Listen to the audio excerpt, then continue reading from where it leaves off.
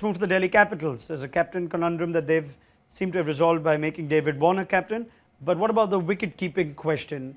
Sarfaraz Khan's been keeping in domestic cricket. There's Phil Salt as an international replacement, but they have a crowded top order already, Sanjay. How do they go? I don't know how good Sarfaraz Khan's keeping has been. So if it's decent enough, and we've seen a lot of people keep wickets. I mean, Robin Thappa kept wickets and got away with it. So you don't have to be really brilliant behind the stump. Sarfaraz Khan's batting will come very handy because Rishabh Pant's keeping was, good, but his batting was the main thing, for his team.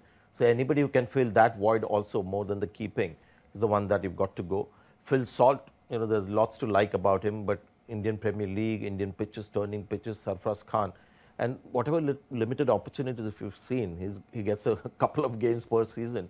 He goes out there and does something there. So let's hope it's a breakthrough year for somebody like him to just carry that unbelievable form that he's had at the first-class level. Yeah, I mean, Pant has had underwhelming seasons as a batter last couple of years, Tom, but he's still a key batter that you would want to try and replace. Would you want to go for the stronger batting option then? Is there a case for perhaps David Warner to bat in the middle order like we saw in the ODI series where you've got Prithvi Shaw, Mitch Marsh, Phil Salt, all capable of opening the batting? There's Yash Dhul there as well. It's a tricky one. They're in a very tricky position with the loss of Pant. He even though that he may not have scored the runs that he would have liked and the franchise would have liked over the last couple of years, he has a presence. So when you play against Delhi Capitals, you feel the presence of him in the playing 11.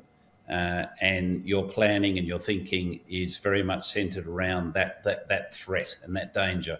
He's a bit like a Nicholas Pooran, in that that if he goes off, it's going to be trouble, and you need to plan for that accordingly. And sometimes that influences your team selection even before a ball's bowled. So he's a big loss. Sarfaraz, I've never seen him keep, but if he can keep and he's capable and he's safe behind the stumps, that is to me the easiest and quickest solution, because you've got to look at that batting lineup. That batting lineup, to me, Warner belongs at the top of the order. That's where he's been at his very best in IPL cricket and in international cricket. Prithvi Shaw, partnering him, I think that's a good combination, a dangerous combination.